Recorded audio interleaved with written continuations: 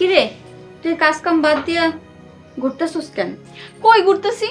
আমি আর ছোট ভাবি তো রান্না করতেছিলাম। ভাইজান আয়া কইলো তোর বড় ভাবি কি করে দেখায়।